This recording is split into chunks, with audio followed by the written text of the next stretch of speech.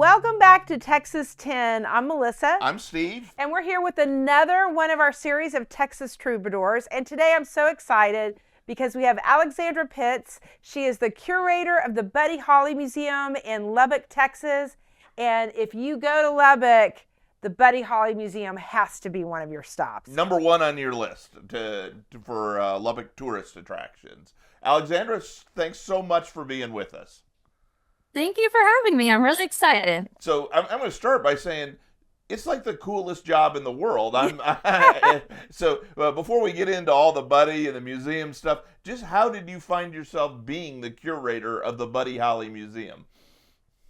Yeah, so I actually didn't know that was actually a thing you could go to school for. So I did my bachelor's in anthropology, Right. and I was going to go that route, but Texas Tech is known for their museum sciences program. And so when I was finished, I was like, well, what am I going to do with an anthropology degree just at the bachelor's level? And realized that the museum route is kind of where I wanted to go. So I went to the museum sciences program and learned all the different avenues you could do with that. And that's actually how I met my husband as well. Oh, perfect. Well, yeah. And after we graduated, we moved back home to the Dallas area where I was an art handler for a while. But then the dream has always been to be a curator somewhere. And we never wanted to really leave Lubbock. That's just where jobs landed us after school. And we both actually got jobs here in Lubbock, and this position was open, and it worked out really well. Nice. Well, it is an amazing museum. It's beautiful. I love when you walk up. You know, of course, you think about Buddy Holly, and what do you think of are his glasses? And it's got the glasses as you walk up, and it's just so inviting and just a perfect size. Well, and let's talk about a little bit why it's there, right? So Buddy was from Lubbock, right? Yes. Yeah. He was born and raised in Lubbock, Texas. I mean, that is where he got his start. And that's where a lot of other Lubbock musicians have gotten their start. But of course, well-known Buddy Holly. Right. And so and we'll talk a little bit about that. It is just amazing. The number of musicians that come from West Texas, the Levelland, Lubbock, all that area. It's unbelievable. And so Buddy was born, I think, in 1936. And so we were, you say he's from Lubbock. A lot of times people move around, but he was Lubbock from 1936 till I think he moved to New York right before he died, right? So 21 years or so. Tell us a little bit about Buddy's early life and so how he sort of got into music and, he was raised there. And just tell us a little bit about Buddy growing up. Yeah, absolutely. So he was born to Lawrence and Ella Holly, and he was named after his two grandfathers. So his name is Charles Hardin Holly, but we, of course, know him as Buddy. And he was born into an already musically talented family. His mother sang. His two older brothers played guitar, and they would always play around the house. His sister also sang and taught him to play piano. He played lots of instruments, and that's sort of where that started, was just his love for music, having been in a musically talented family already. And then learning all of those other things, I mean, going into middle school and high school, he's already searching for friends who also play other instruments and just sort of gets that ball rolling. Right. So before we go too much farther, Buddy Holly, Holly, growing up, wasn't Charles Hardin Holly. It was actually a different last name, wasn't it? Or spelling of it. So his birth name is spelled Holley. And that's still how his family spells it today. So his first recording contract with Decca Records, they misspelled his last name. Oh, so it was a total accident. Yeah, so totally an accident, but he was too new to the music business and was worried if he sent the contract back unsigned, they wouldn't send it back to him. So he just adopted the misspelling and just That's went hilarious. with it. How old was he when he signed that first contract? Do you know? He was just barely fresh out of high school. Yeah. Wow. All right. So you mentioned that he sort of grew up in a musical family, and by the time he's in middle school, starting high school, he's looking to expand on that. Tell us a little bit about. I know there was a Buddy and Bob sort of. Tell us a little bit about how he sort of segued from, gee, I really like music, to I'm starting to gig or be a professional, quasi-professional musician?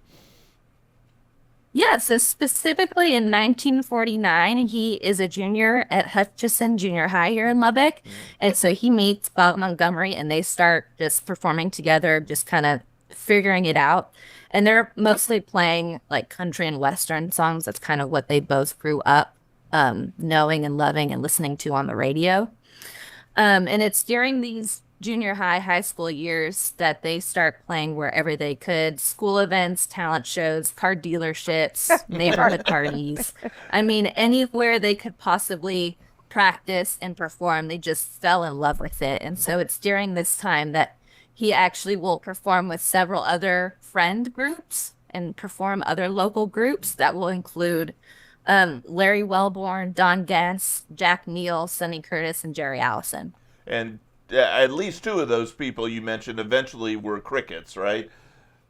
Yes, correct. So they kind of get started. They join Lubbock's KDAV radio that begins broadcasting country music here in Lubbock. And so they get on one of their popular programs, the Sunday Party. And that's sort of kind of where they get their start and their momentum to get going. He originally starts that with Jack Neal. And so they have the Buddy and Jack show. And then Jack Neal gets married in 1954 and he moves on to do it with Buddy and Bob. And that's sort of where Buddy and Bob, they do their Western bop.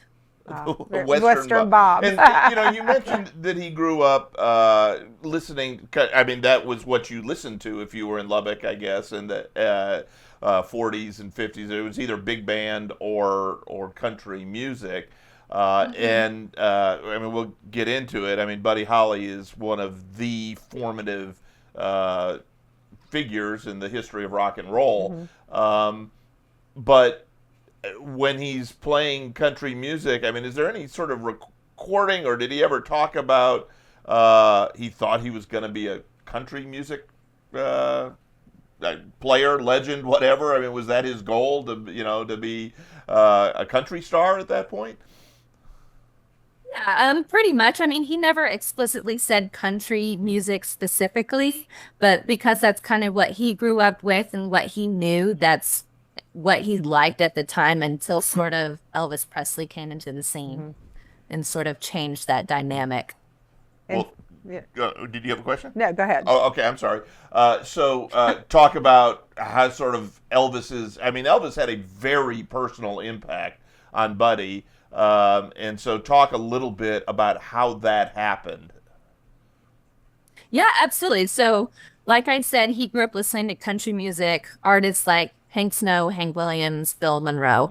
And in 1955, Elvis is sort of getting his momentum. He's playing in Lubbock and sort of West Texas area.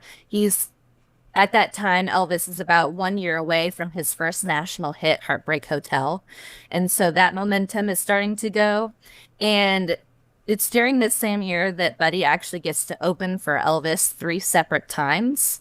And so in being able to do that and listen, and he actually goes to other performances of his as well, that really just changes his mindset and his influence to go from country to more rock and roll and blending all sorts of different sounds. And that is so interesting to me because, I mean, we all think of Elvis as the king and, Elvis is Elvis Presley. And it's easy to be influenced by somebody when they have #1 records and everybody in the world knows them. But Buddy, was ahead of that wave in terms of seeing the sort of talent and style that Elvis had. And so, I mean, to me, that speaks more, it was more about the music than fame. Is that fair? Yes, absolutely. He was never interested in fame. He just loved music. He loved singing, songwriting, and just being a part of that. And he loved experimenting with sounds. And so, yes, that's absolutely correct. Of course, and you have to wonder what his trajectory would have been had he lived. So, okay, I don't wonder. Well, he would have been a bigger, huger star. Right, So. right. But he had such influence in such a short time, on the rock and roll scene.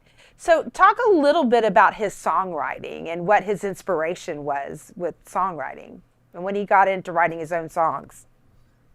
Yeah, so he, when the Crickets officially got together, sort of after his first initial Decca contract in Nashville that didn't really go his way and the sound was just not quite there, he moves to the Norman Petty studio in Clovis, New Mexico. And that is really where his creativity gets to sort of flow. Instead of other recording studios charging by the hour, Norman Petty is going to just charge by the song. So they get to just practice and do anything they want until a song is done and produced and ready to go.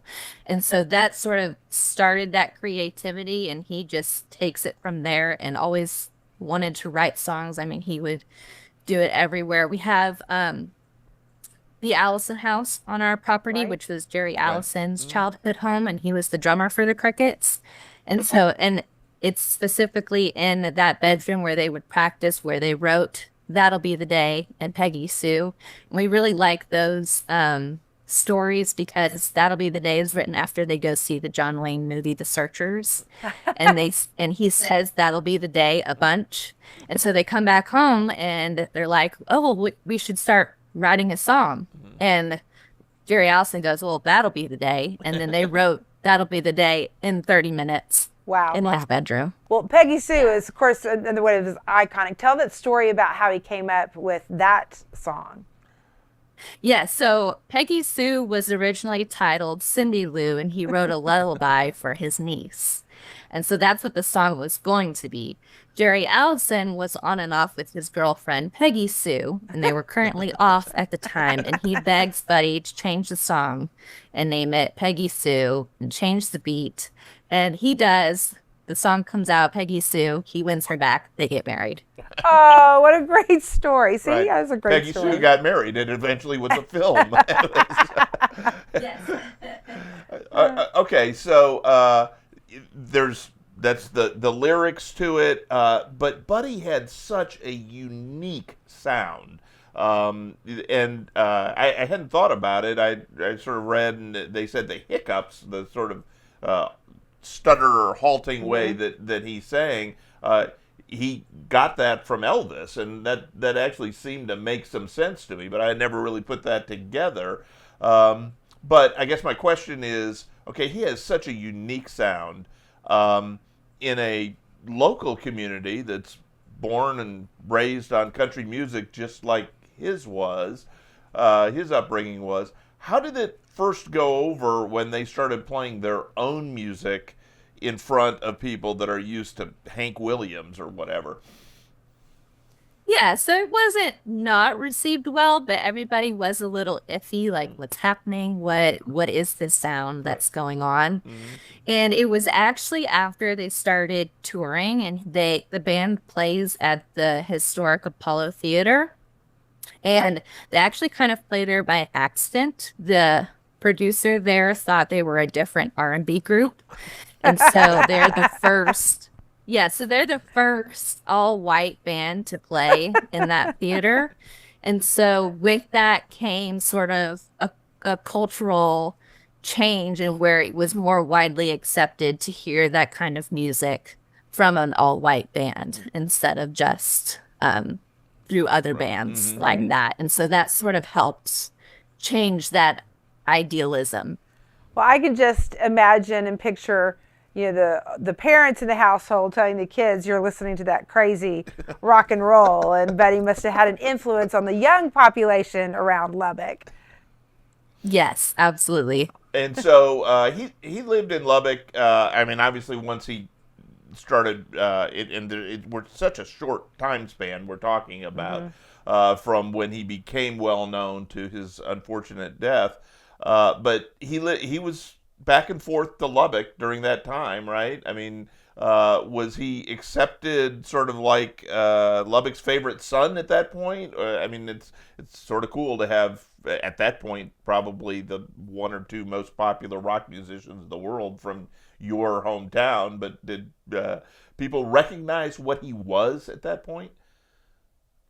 I mean, I don't think they recognized truly what he was capable of and what we associate with him now, but he was absolutely popular. They loved, by the time all of that was really getting going, they loved him. They did recognize him for his music, and he was absolutely like the most popular here in Lubbock at the time. Well, let's talk a little bit about not recognizing what he was capable of and became, because he is, like I said it earlier, such a formative figure in the history of rock and roll. So, straight line from him to the Beatles. Talk a little bit about just his influence in. Let's start with just early rock and roll, the late '50s, early '60s.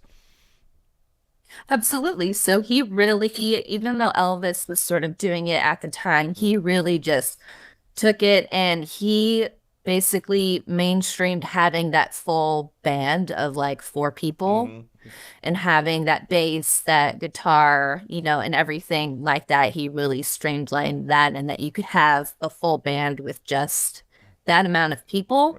And so that really got that going.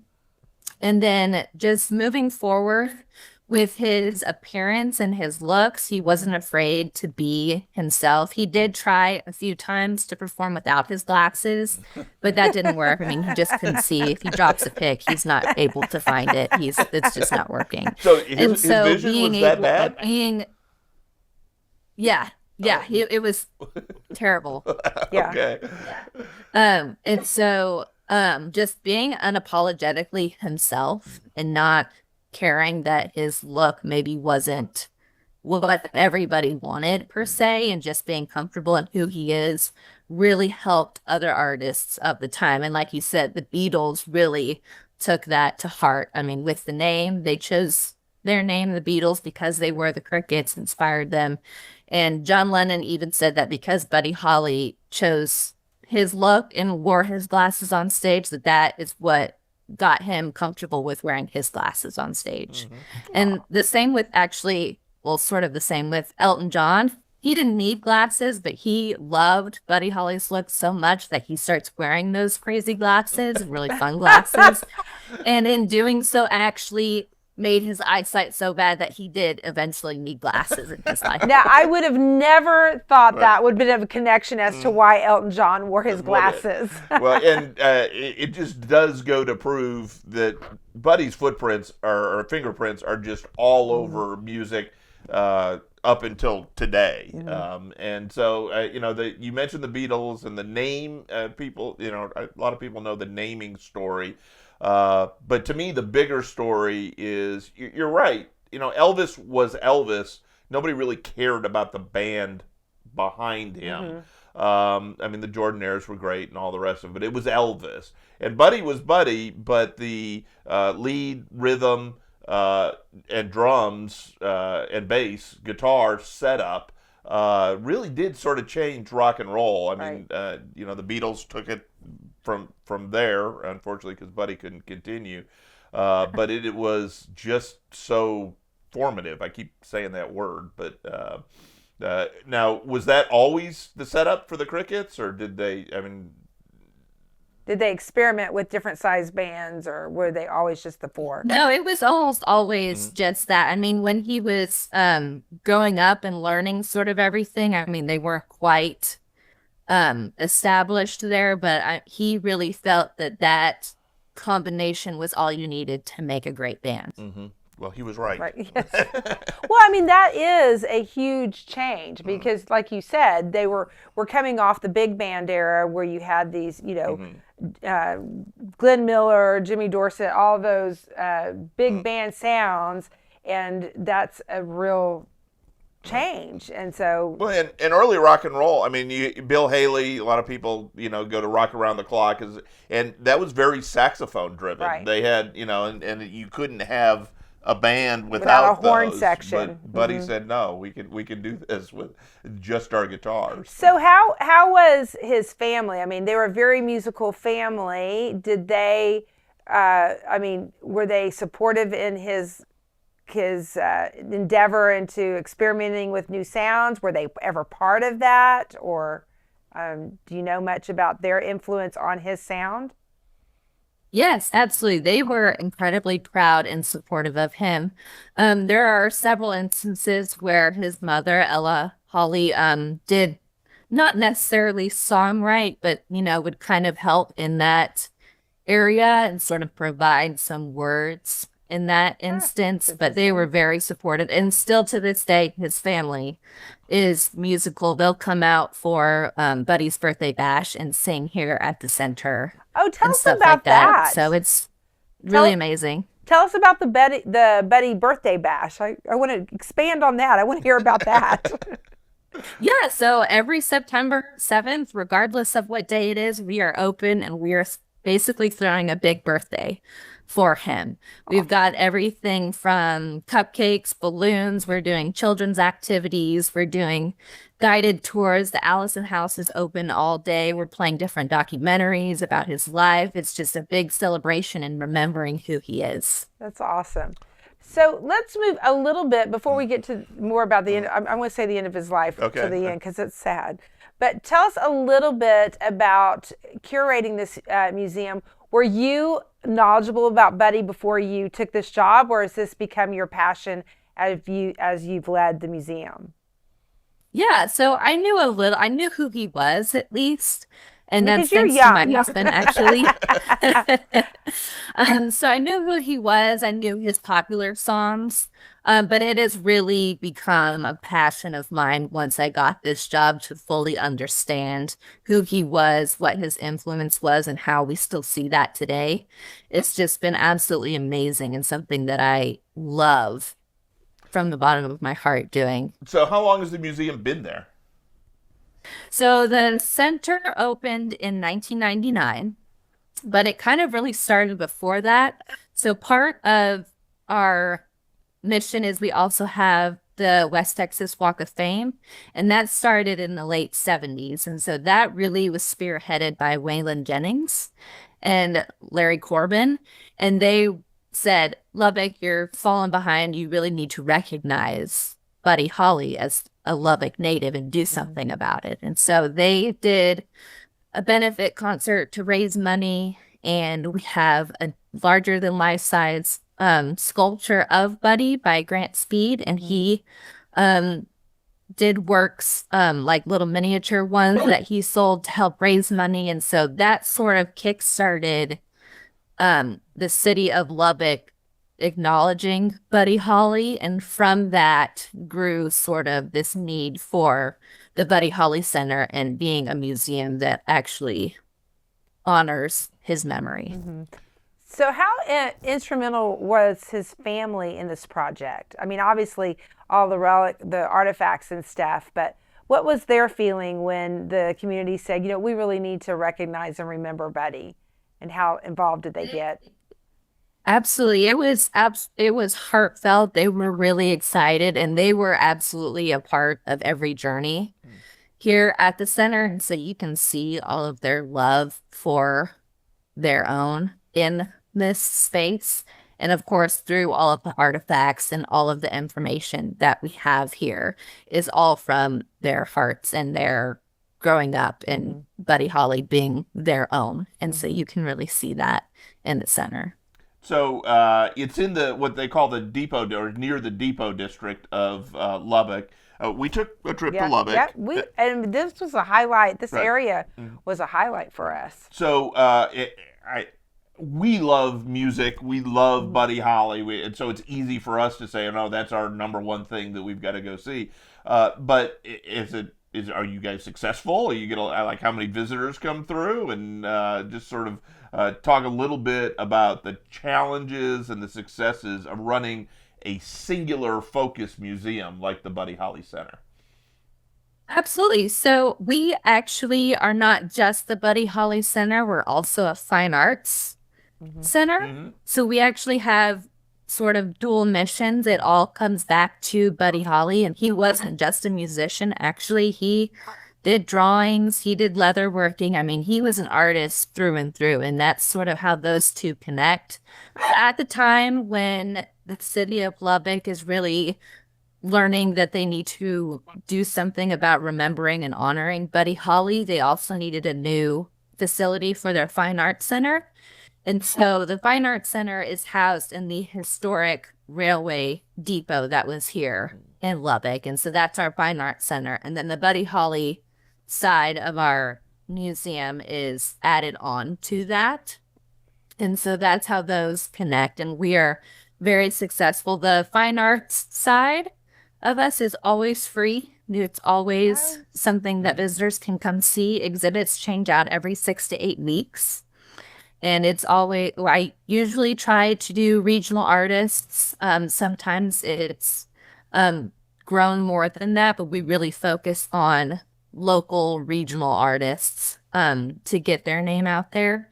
And then, of course, you can always come see the Buddy Holly galleries as well. Now, are you also involved in education of children, or not just children, but music education? And is that tied to the museum at all? Absolutely. We do have our own education and volunteer department here at the Buddy Holly Center. And so they go out to schools all the time, teaching about Buddy. Our education assistant plays songs for them. She knows how to play the guitar, and she actually just graduated with a degree in music business. And so this is really close to her heart as well. Yeah, we travel all locally. We do Zoom tours as well because we know not everybody can come to us. Oh, and we even do that with our Fine Arts Center as well. We want everybody to know that, yes, music is amazing, but all of the arts is really cool too. Yeah. The Zoom thing's so 21st century of you. That is, I hadn't really ever thought of that, but that's really cool. So, go ahead.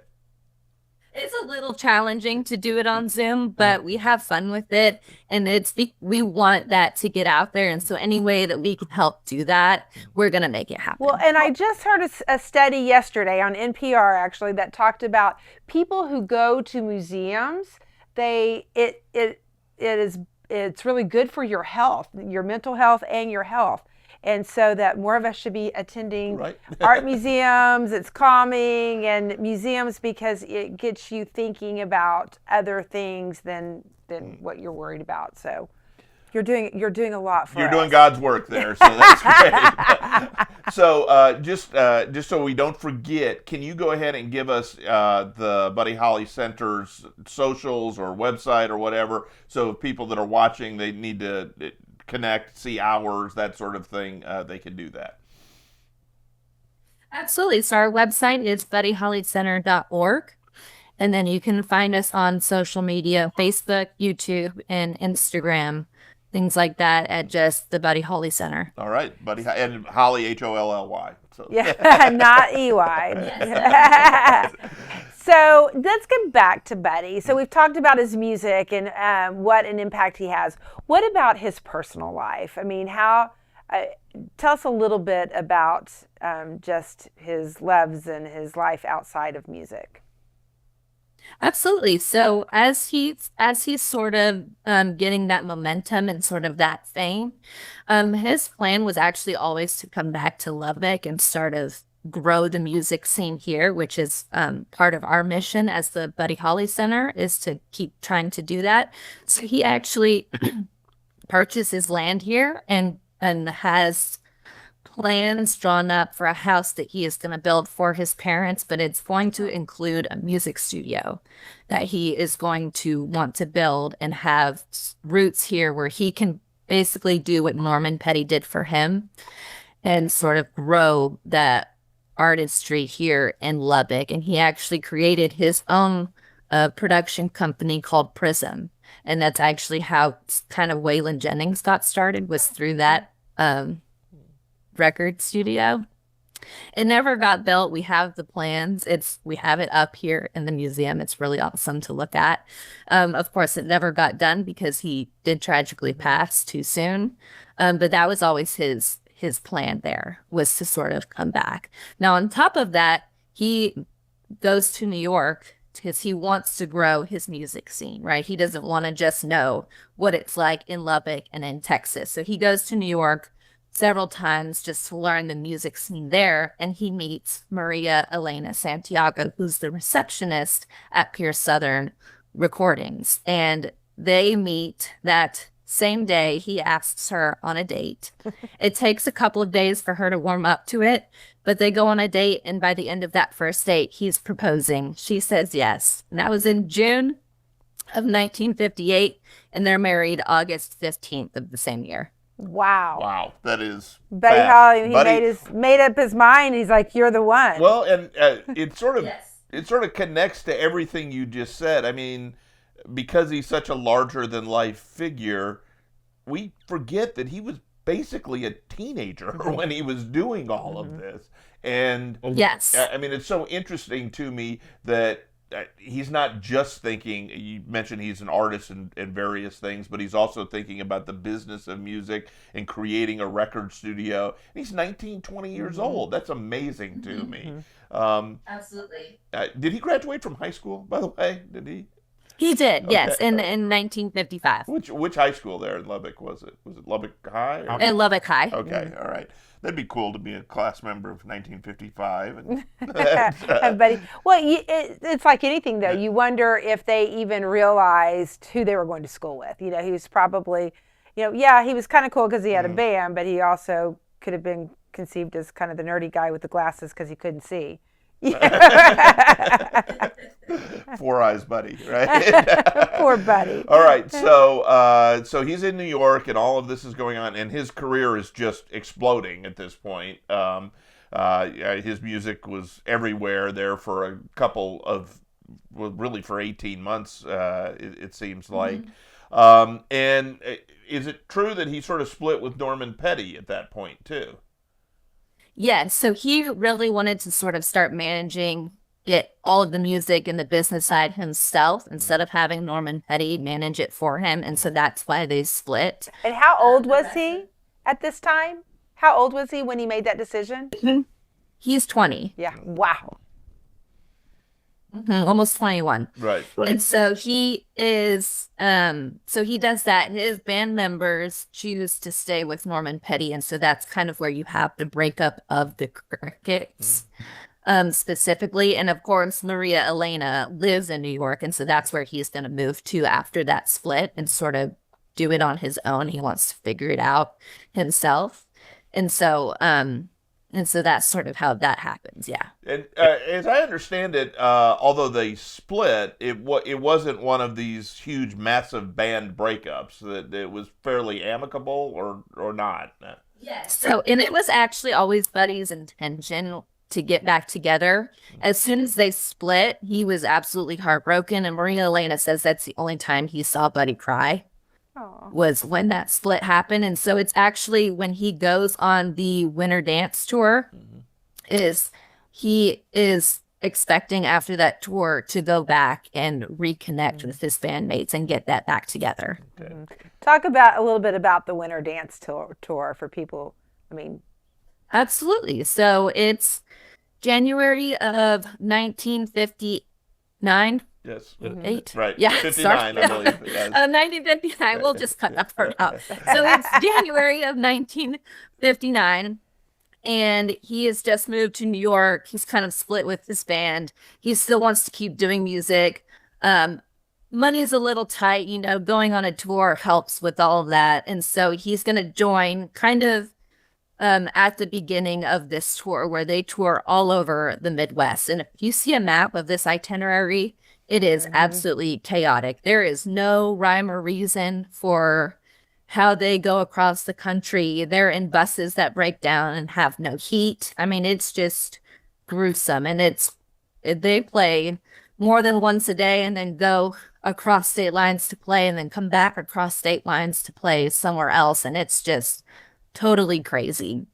And so he's performing with other artists like Dion and the Belmonts, JP the Big Bopper, Richie Valens, other artists like that. And so they're all playing. And he recruits Waylon Jennings and Tommy Allsup and Carl Bunch to play with him on this tour. So it's beginning of February. They're all sort of fed up with how these conditions are. And so he's going to charter a plane to get them from Clear Lake, Iowa to the next location. And he's hoping that's going to help them get some much needed sleep, do some laundry, not be freezing, and all of that. And so he does this for his bandmates, not including Carl Bunch, actually, because he's been hospitalized the night before because of frostbite from these broken down buses that have no heat. Mm-hmm. And so it's so terrible. Yeah. Yes. So and that was sort of emblematic of how musicians got taken advantage of in the late 50s and early 60s. And it's just staggering to think of the talent that was in those buses, and they got driven to this decision because we can't get them decent buses. I mean, who was the tour promoter? I was just going to ask that. The winter band tour. It's like, that's just awful. Yeah, it's absolutely terrible. So it's him, Waylon Jennings, and Tommy Allsup who are going to go on this plane. Well, the Big Bopper, he has the flu. I mean, he is just miserable. He's like, Waylon, please let me have your seat on the bus. I'll give you this brand new sleeping bag that I have in exchange if you'll go on the bus and let me have your seat. And Waylon Jennings says, yeah, that's fine. We'll switch spots. Same thing happens with Tommy Allsup and Richie Valens. Richie Valens has never been on a small plane before, and he's really wanting to go. And Tommy Allsup throughout the entire night is like, no, I'm not switching my seat with you. And finally, after all night of Richie Valens he keeps asking and asking and asking, Tommy Allsup is like, fine, we'll flip a coin for it. And Richie Valens wins that coin toss. And so he gets that seat on the plane. And so it's Buddy Holly, the Big Bopper, Richie Valens, and then the pilot, who's Roger Peterson. Mm-hmm. Wow. And so it was poor visibility, I think, in Clear Lake. Yes. Yeah, it was poor visibility. It starts to snow. He is going to log a flight plan when he gets up in the air instead of down on the ground, which doesn't help when the crash does happen. And yeah, it's poor visibility and of lots of other factors. And I understand he was not instrument rated. I mean, there's some question as to whether he really he wasn't qualified to be flying in those conditions. Correct. And it wasn't solely his fault. He was unaware that it had already started snowing, like that communication had gotten to him. And so he leaves. They fly off without knowing that the conditions have worsened so much that they shouldn't have actually taken off. We'll see. So everybody know. Well, I shouldn't presume that everybody knows what happened because, well, our demographic skews towards us. Older, there could be lots of young people like you. Yeah. And I mean, this story is big enough story that, I mean, it affected music forever. But then it really affected music when the Don McLean song came out and reminded everybody about it. So the plane crashes, everybody on board dies, right? And that was February 3rd, 1959, I think. Is that the right date? Yes. Okay, so that's the day the music died. Right. So just if you know, just talk a little bit about its impact on Tommy and Waylon, the two that weren't on the plane that were supposed to be. Yeah, so I mean, they really felt it. They were absolutely devastated, but also you almost kind of feel lucky that the way those events happened, that they weren't there. And it's because of that, they really start to spearhead, his life and legacy and really making sure that all of that, his life gets remembered and that all of that music doesn't get lost. And even with doing that for the Big Bopper and Richie Valens, I mean, Richie Valens was 17 years old and the Big Bopper was 28. Wow. And so and the pilot was 21. And so all of that, they just really came together and kept that music going, and really it affected them their whole life. Yeah. I can imagine. I mean, well, and there's the survivor's guilt, and there's Mm-hmm. and must have really motivated them. I mean, look at Waylon and continuing that desire and love for music that they could have gone a completely different way, So he had, he'd written a catalog. He's 21. Was he 21 or 22 when he died? Buddy Holly was 22. Okay, so he's 22 when he dies, and he's already written and performed a catalog that stands the test of time. But he had a bunch of unfinished works too. So tell us about what he was working on and sort of what became of all of that. Yeah, so you're probably referring to what we call the apartment tapes. And so after Buddy splits from Norman Petty in the late 1958 and moves to New York with his wife, he buys a tape recorder from Norman Petty where he's recorded previous songs. And because that move doesn't grant him access to a music studio like that, he starts recording on that tape recorder, just songs that he's kind of messing around with, we'll play it back to hear how it sounds, how he kind of wants to change it up a little bit. And so it's songs like Peggy Sue Got Married, Crying, Waiting, Hoping, Learning the Game, and a few other songs like that we know as the apartment tapes and sort of those unfinished last songs that we know. Well, he was so productive for a 22, for an 18 to 22-year-old. It's just staggering the amount of work that he was able to produce while in getting famous and, doing all the performing and the touring, getting married. I mean, it's just what Melissa said earlier. It is so heartbreaking to think what that productivity would have meant over a Elton John length career or a Beatles length, a Paul McCartney type career. Yeah. And I would say because Paul was sort of that age too, and has survived also that's the sort of career that Buddy should have had. Yeah. Well, I love that. Absolutely, I agree. I love that the museum has continued his legacy, and that's the wonderful thing about museums is they remind us of the importance of, in this case, Buddy Holly's an individual's impact on, in this case, music. And I love the performing arts building that Lubbock has built and named after him. So it is clear that Lubbock loves one of their favorite sons in Buddy Holly and wants to continue. One of the ways to continue legacy is to educate people and to keep them interested in the arts. And so, I love that. Right. So to sort of bring it full circle, when you walk up to the center, there's the big glasses out there. Right. Talk about the actual glasses from the plane crash and sort of what happened to them. Absolutely. So, of course, the plane crashes. All of their effects and everything that they found goes to the police station and is put in evidence.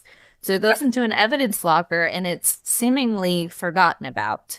And for over 20 years, this evidence bag is in a locker. The building gets renovated. The lockers get moved. 20 years pass and it's forgotten about. All of their effects are forgotten about until this police station is renovating again and they're moving things around and they find this evidence bag in this locker and realize what it is and what it means. And so those glasses and the Big Bopper's watch get back to their family, and then the family has donated that to us at the museum. Wow. Yeah. And so just one more time, it's the Buddy Holly Center, HOLLY Center, right? BuddyHollyCenter.org is where you can find the website, and then Buddy Holly Center on all the social media stuff to look at. Yes. And I'm going to reiterate, it is, even if you're just passing by Lubbock, if you're going through on I-27 or whatnot, it is such, I don't know how to explain the museum, our experience there. Well, it was a great experience, and it's very manageable. A lot of times museums are overwhelming. And one of the things I loved about the Buddy Holly Museum is you all you've put together his story. And so you walk through and you really see his story, and you learn things, of course, that you wouldn't have ever known. But it is interesting even to someone who doesn't know much about Buddy Holly. And I think it's very inspiring as to what a young person can do. Yeah, and I keep going back to that. He accomplished all of this in 22 years. Mm-hmm. I mean, it really is I haven't amazing. Accomplished any of that. Right? It makes me feel sort of inadequate. But it is definitely a museum that's worth it. If you're passing through, there's a lot of people in Texas that drive that way to go skiing or go to Colorado in the summer. It is worth it to stop, take a road break, and go to your museum because it's a beautiful museum, and like I said, it's just really manageable. Right. It's a nice size, and I think that's important. Mm-hmm. And I love the position that you've told us about in your community and helping to continue the arts. I think that's a wonderful mission for your museum. So thank you. All right. So, anything on the horizon for the center? What's that's about 25 years. What's the next 25 years hold for the Buddy Holly Center? Yeah, hopefully a lot. So things that you can count on us to do. We always have Buddy's birthday bash on September 7th, and that's always free. So you can come in, see all of the exhibits for free at no charge. We always have games and food and lots of fun stuff going on. Usually his family will attend as well. And so getting to interact with them is really, really cool. On top of that, on February 3rd, no matter what day it is, we deem that as the day the music died. And so we are also free and open to the public. We'll stream other documentaries about his life. We'll do guided tours, things like that, and really get the community involved. Part of our mission, like I said, is to grow and be there for Lubbock's and West Texas music community. And so every summer we do free concerts. It's our summer showcase series. And so for about 13 to 14 weeks from May to August, we get bands from the area to play here in our courtyard, and it's open to the public, absolutely free. You can come enjoy every genre of music that you can think of, and it's just a wonderful thing to do. Our education department also does a great job. We do drum lessons, guitar lessons. They do all sorts of things to keep that music going and teaching young kids about Buddy Holly. And we just want to continue to grow and get our name out there. Of course, there's not that many objects left out in the world for us to collect right. from his short life, but we do rotate out a bunch of things. And so always coming back to see something new in our galleries is really amazing. We play an 18-minute documentary about his life, and which is really awesome. And it's just, there's lots of things going on. And so if you just check us out on social media and our website, we've always got something going on that's fun and just continuing to grow and being part of the community. Well, maybe unfairly, I think Steve and I were surprised when we went to Lubbock of the music scene, and we recently interviewed a band, two members from a band called Graham St. Clair, and Graham is from Lubbock, and it is amazing to me. You have a very vibrant music scene, and I think it's great that your museum encourages that, and it makes me want to go back. I definitely want to come to the Buddy Holly Days. We're coming to that. Okay, well, next September 7th, yes, because you're retiring. Because I'm retiring from my we can make Buddy's bash. That'll be great. Think that would be awesome. Yes. So, Alexandra, thank you so much for your time today. Thank you for what you do. We love the Buddy Holly Center. We encourage people to go there, to follow you on social media, all that stuff. And best of luck in your endeavors. Like I said, you do God's work. So thanks so much. And I am so impressed with your knowledge. You have embodied Buddy, right. And I'm so impressed with your knowledge of him. Of course, it is your job, but I can tell it's not just a job. And I love that you're passionate about learning more about his life and keeping that story alive. So thank you. And thank you for having me. So our listeners, get out there and go to museums, learn about a Texan. Buddy Holly is an iconic Texan, and so iconic that he influenced that little band across the pond. And so just get out there, because you never know who you're going to meet, what you're going to see, and what you're going to learn, and most importantly, what will inspire you. Right. So like, share, subscribe, do all the social media things at Texas 10, and tell a friend about Texas 10. That's the best thing you can do. Word of mouth is always the best. Yes. So, thanks so much. All right. Thank you, Alexandra. You're awesome. And I love this land. It takes my breath away. From the Troubadours to the Gulf Coast plain. From the heart of the hill country to the piney wood shade. I love this land. It takes my breath away.